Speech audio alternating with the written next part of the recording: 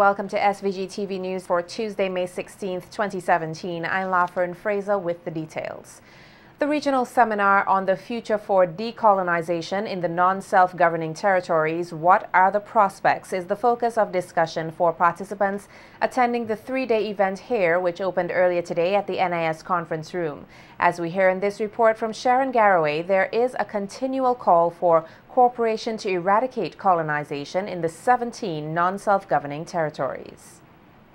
Delegates from around the world who are here as part of a special committee promoting the implementation of the Declaration on the Granting of Independence to Colonial Countries and Peoples, also known as the Special Committee on Decolonization or C24, are gathered here in this country to continue to formulate their action plan to push an end to colonialism. The C24 is a United Nations entity entirely devoted to the issue of decolonization and was established in 1961 by the General Assembly with the purpose of monitoring the implementation of the Declaration, General Assembly Resolution 1514 of December 14, 1960. Every year, the Special Committee reviews the list of peoples of non-self-governing territories, or NSGTs, to which the declaration is applicable and makes recommendations for implementation. At the opening ceremony of a three-day seminar today, Tuesday, May 16, 2017, at the NIS conference room, Prime Minister Dr. Ralph Gonsalves, who declared the seminar opened, pointed out that the United Nations has a critical role at ensuring the concerns of persons are heard.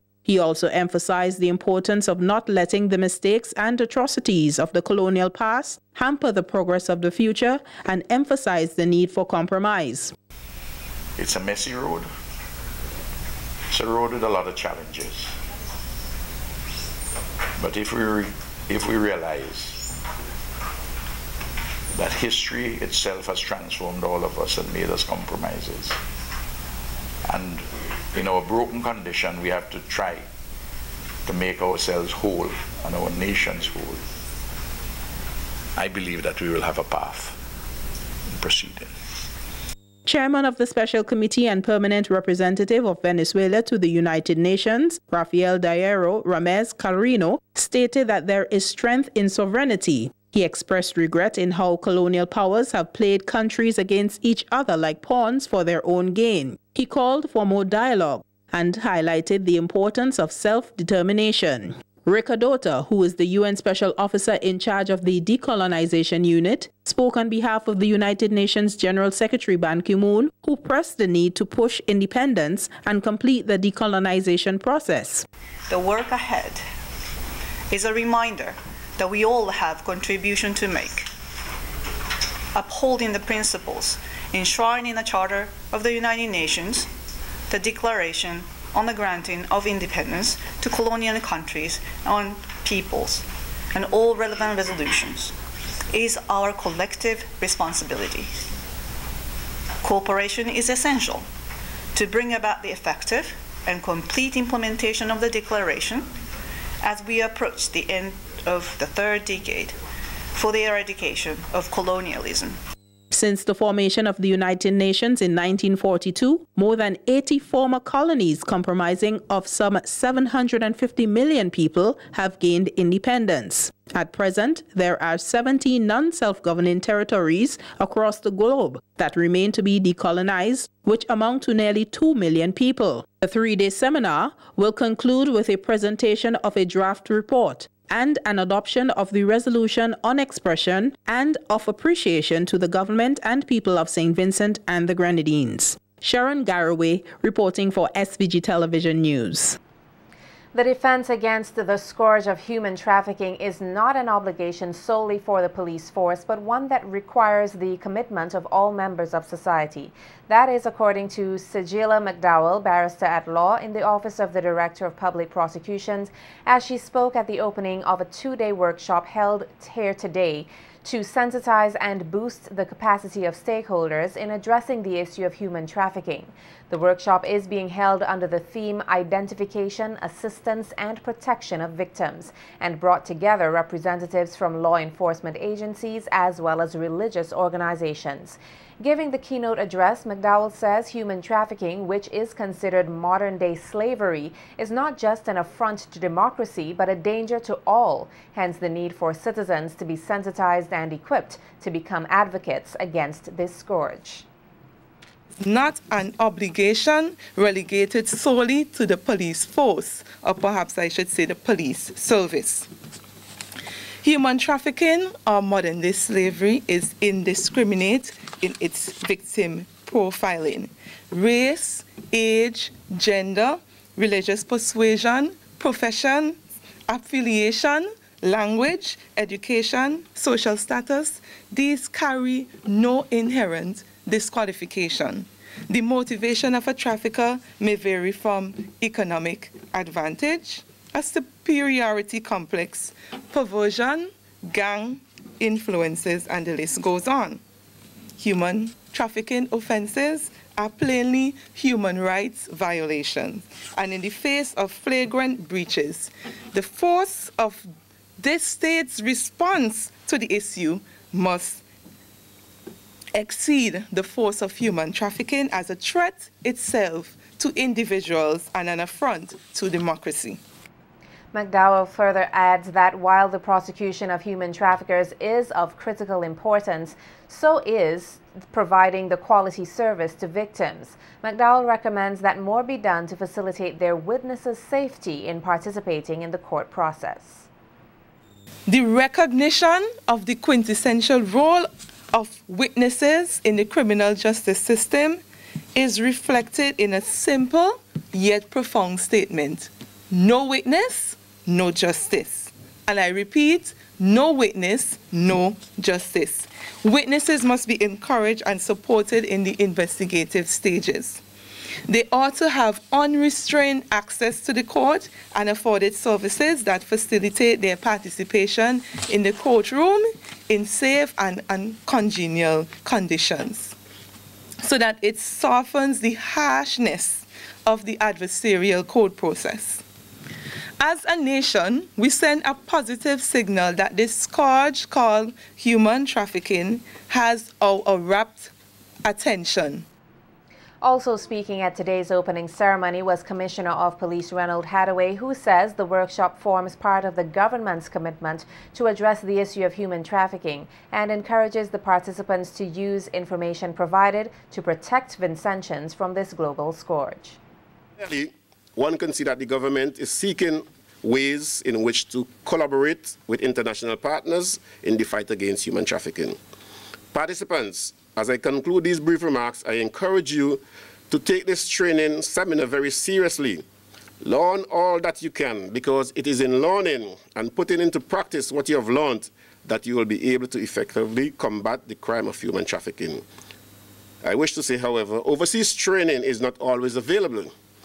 That is why the government is utilizing its resources locally to equip the relevant persons with the knowledge and skill to do the job. I can assure you that the quality of the training facilitators and the contents of the training that will be delivered over the next 2 days will be on par with any training that you would have attended overseas. The opposition New Democratic Party will continue to do its part to hold the government accountable to the people of SVG. The commitment comes from former opposition leader and Member of Parliament for East Kingstown, Arnhem Eustace, as he spoke on the NDP's New Times program on Monday, challenging the level of accountability being shown by the ULP government on various issues. Eustace, who is also an economist, says that the state currently has an alarming debt-to-GDP ratio and that the government has a responsibility to give proper accountability to the people of SVG. So we are more than required to ask about accountability. And not only that, the figures that we are getting are so dated, date back many years ago. Not any current figures. Very few institutions have any current figures that are coming to the Parliament for anything to do with any project or any statutory body or any company or government-owned company. You can't get the information, so you don't know what we are doing. We don't know how the money is being spent. And don't tell me the Parliament can't ask those questions. Don't tell me there's no obligation on the part of the government to provide that information. It is in their own interest to provide it, to give people a clear indication that all is well. But we see the ratio going. Speaking on the Petro-Carib agreement, Eustace highlighted the fact that it was designed to give benefits to SVG through the selling of oil at lower rates. He, however, noted that various projects have been undertaken through funding from Petro-Carib and questions the level of accountability the government has shown on this issue. In which all sorts of projects are financed on the Petro-Carib, which has nothing to do with the oil prices. There were 386 checks for the year 2014, which I question here. Made from this funding? From Petro-Carib, yeah. And those seem to that is separate from the loan figures. So I just want to know what that money was for. Because basically I saw a lot of names of individuals who are paid checks. I don't understand what it's for. And if you're not getting reporting, it opens the way for corruption. And when you get in accounts late or never at all, 10 years, you're in for real trouble. The former opposition leader further added that he and other members of the NDP will continue with their efforts to make the government accountable for public funds being spent. On where we stand on this matter. Okay. Hundreds of millions of dollars. We don't know how they were spent, and whether they were spent for the purposes that they were intended. Hence, we'll continue the fight to get the appropriate information on these matters and ensure, because we're going to win, you know, we'll win the next election. We'll win the next election. And those who wish to postpone the date, you can't postpone it that time. We must account for the monies that have been provided through the Parliament Assembly in the Grenadines. The Honorable Justice Adrian Saunders of the Caribbean Court of Justice, the CCJ, will deliver a lecture here this evening on the topic, the Treaty of Chaguaramas, Conflicts and Contradictions for the Island State. Justice Saunders was confirmed as a Justice of the Appeal of the Eastern Caribbean Supreme Court, subsequently acting as Chief Justice until his appointment as a Judge of the Caribbean Court of Justice in 2005. The lecture, which will be the first in the lecture series Issues in International Affairs for 2016-2017 academic year, will be hosted by the University of the West Indies Open Campus in collaboration with the Eastern Caribbean Supreme Court and Legalese Incorporated. This evening's lecture will commence any time now at French's House. Expected to be a one-of-a-kind initiative, organizers of the Gifts Awards are keen on the fact that there will not be a replica of the upcoming red carpet event, which is slated for June 10th at the Peace Memorial Hall. While outlining a few of this year's nominees, committee member of the Gifts Awards, Nikisha Williams, noted that the awards are not only meant to publicize individuals or businesses, but honor and appreciate their contribution, accomplishments, and legacy at the highest level.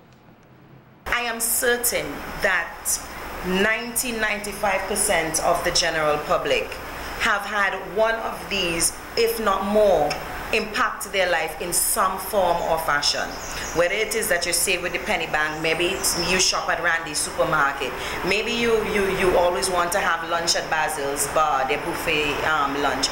Maybe it is that you had one of these, you went to one of these preschools, or you had a teacher that would have brought you from a place where you didn't want to be to a place that you needed to be. You know, but gifts is about the people that have touched us, the people that have inspired us. That's what it's about. We're not going around just banging, you know. We really want to honor these people while they are still here, while they're still alive, while they are still in their right mind, so to speak. The biannual event, according to Williams, is expected to be a grand phenomenon as Vincentian pioneers from all walks of life will be given recognition at an extraordinary showcase. We want to let them know that we see you, we appreciate you, we love you. And that is what we sometimes lack as a Vincentian public. And I know that there are many Vincentians that want to say, well, yes, I want to see this happen, I want to see that happen.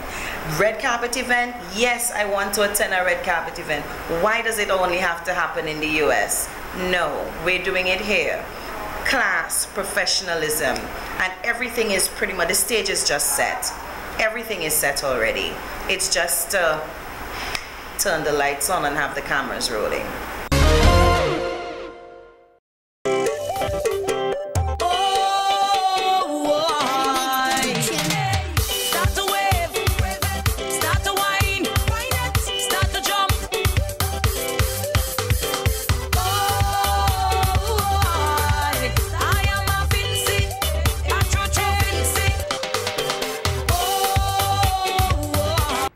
In Carnival Beat tonight, the Miss SVG pageant is being revamped in more ways than one. That's according to training coordinator Natifa Bonady, who indicated that the efforts of the Beauty Shows Committee are to break away from traditional pageantry. At the Meet the Media session with the 2017 contestants at Young Island Resort on Saturday, Bonady said this year the training sessions have been geared at getting the contestants to embrace a modern pageant. The appearances the girls had to do, we've cut them down considerably. In terms of training, for me, I'm a little different. I'm part of the Paragon Model Management, so I love runway training. So I'm not really too keen on old school pageantry. I think it's a little outdated. If you look at Miss Universe, because I'm trying to pattern the how I do training, sort of how it is. So you can expect the girls on stage. It's going to be a mesh of a little bit of pageantry and a lot of runway. So you're not going to get the usual slow movement, especially for gown. I'm not that kind of person. So it's going to be a little bit more modern from my perspective. When asked about the progression of each contestant, Bonady highlighted the efforts that have been taken to cater to the contestants' physical and holistic well-being. It's been really, really good.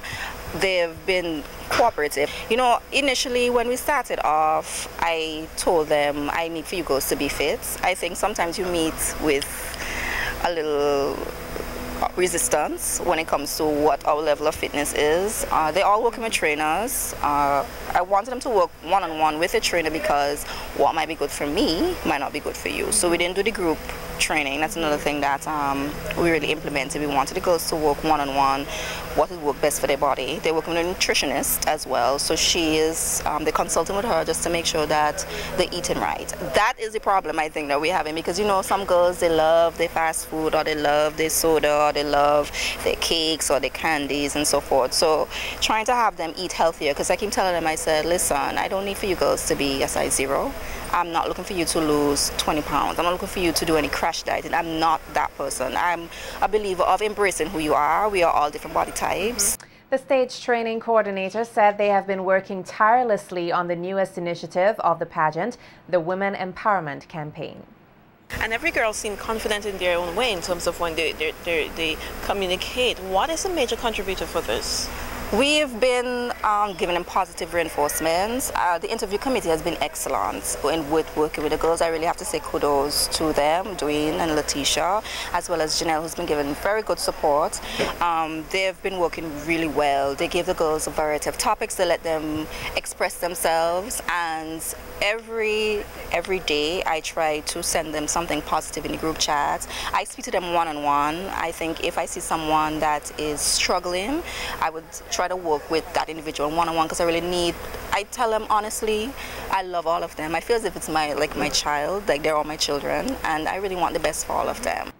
Just weeks away from the much-anticipated Miss SVG pageant, the contestants continue to press on with a number of public appearances and on advocating against social ills as part of the pageant's empowerment campaign. Hailing from the northern community of Chateaubriand, the Kendra's Aluminum Products Limited sponsored Darician Laborde has her plans mapped out and is determined to achieve her goals. SVG-TV's Nolisha Miller caught up with the North Leeward resident at the Meet the Media session at the Young Island Resort and tells us more about contestant number 2 in this report. On her career and self-development, a soft-spoken Darician Laborde, Miss Kendra's Aluminum Products Limited considers her participation in the Miss SVG pageant as an avenue for her breakthrough in the professional world. Hailing from the rural community of Chateaubriand, Laborde, who might initially strike you as a shy individual, says she has her eyes set on making her mark in the male-dominated field of architecture. Well, I want to study architectural engineering because I've developed this passion through my father because he's into the construction arena as well. It's a male-dominated field. Does this affect you in any way? I don't think it should affect because, I subscribe to the ideology that whatever a man can do, a woman can do it better. With an unwavered spirit, Laborde says thus far her participation in the Miss SVG pageant has helped her tremendously despite some challenges. The recent 3 months before and the recent now, how have you developed? I would say that I am more confident. I won't say that I wasn't before, but I've developed more confidence in myself. In terms of being around in society, you hear in the negative criticisms, and I've rise above all of that. Having received her fair share of public scrutiny, the self-professed tomboy says she is fortunate for the CDC's Women Empowerment Campaign initiative. Well, the platform that I decided to address on is Woman, a Woman's Biggest Critic. Over the years, we have seen the many criticisms and brutal comments Miss SVG contestants receive. I've received my share of criticisms, not only on entering this show, but on a daily basis. No stranger to the world of pageantry, Darician says she was happy for the opportunity to participate in the rural Miss North Leeward pageant. But entering Miss North Leeward, I was sort of a tomboy-ish, and I had to adapt to wearing heels and the makeup. But after then, I've grew the passion, and as I said, I was able to chaperone young ladies who look up to me. And from there, I say, why not take a shot at this? Because, the opportunity is there to further my career. And what do you hope to take away from your involvement in the 2017 Miss SVG pageant and an advocate for the Women Empowerment Campaign? Miss SVG pageant has taught me a lot. It's a bigger stage to the rural shows. It has taught me self-esteem, confidence, my personal development, how to interact with people, how to appear in society. And I think that all that I've learned, it will take me a long way. In terms of my career path, it will really go a long way. And what can persons expect from Darician on the night of June 3rd? Well, on the night of June 3rd, you will expect greatness. My personality will definitely be shining through in all 4 categories. The Kendra's Aluminum Products representative promises to remain true to herself even if she wins the Miss SVG pageant slated for Saturday, June 3rd at Carnival City, Victoria Park. What's next for Darician? Whether being crowned Miss SVG or not, I will still be the same Darician Laborde, still the same energetic, determined young lady. When asked about her confidence level in regards to the 4 judged categories in the upcoming pageant, Laborde is focusing a lot on her talent, noting that it will showcase a bit of her personality. I think I'm most confident for the talent segment because I'm kind of a humorous person, but I'm anticipating all 4 categories. Darician says she is grateful for the support she continues to receive as she prepares for the much-anticipated show on the Carnival calendar. Nolisha Miller for Carnival Beats.